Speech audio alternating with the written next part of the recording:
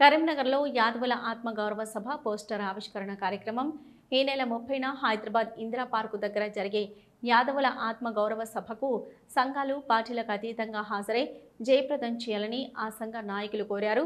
ఉదయం 10 గంటలకు కరీంనగర్ పట్టణం కటా రాంపూర్ హనుమాన్ టెంపుల్ వెనుకాల పవన్ రెస్టేజ్లో యాదవ సంఘాల జేఏసీ ఆధ్వర్యంలో జరిగే పోస్టర్ ఆవిష్కరించారు. ముఖ్య అతిథులు బీసీ జనసభ రాష్ట్ర అధ్యక్షుడు D Rajaram Yadav, ex ZPTC BRS party రాష్ట్ర నాయకులు గంట రాములు యాదవ్, అతిథులుగా అఖిల భారత యాదవ మహాసభ రాష్ట్ర కార్యదర్శి లోడంగి గోవర్ధన్ యాదవ్, తెలంగాణ యాదవ జర్నలిస్టు అసోసియేషన్ రాష్ట్ర అధ్యక్షుడు మేకల కృష్ణ యాదవ్ తదితరులు హాజరయ్యారు.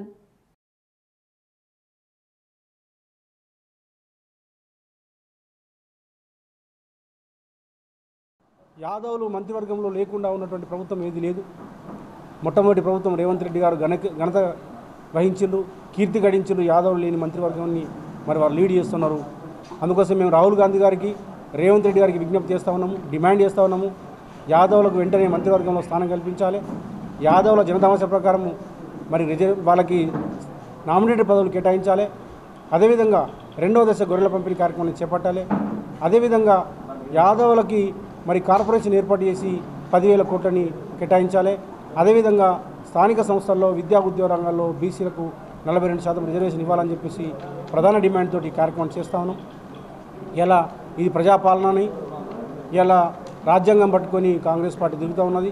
కానీ ఇక్కడ కులాల పాలన, కుటుంబ పాలన కొనసాగుతున్నది. రేవంత్ రెడ్డి గారు చుట్టాలు పక్కాలు మాత్రమే ఇలా ప్రభుత్వంలో మరి కొనసాగుతూ ఉన్నారు. మరి బీసీలు విస్మరిస్తూ ఉన్నారు. ముఖ్యంగా మున్నూరు కాపులకు ఇక్కడ మంత్రివర్గంలో స్థానం లేదు, యాదవులకు మంత్రివర్గంలో స్థానం లేదు, ఎంబీసీలకు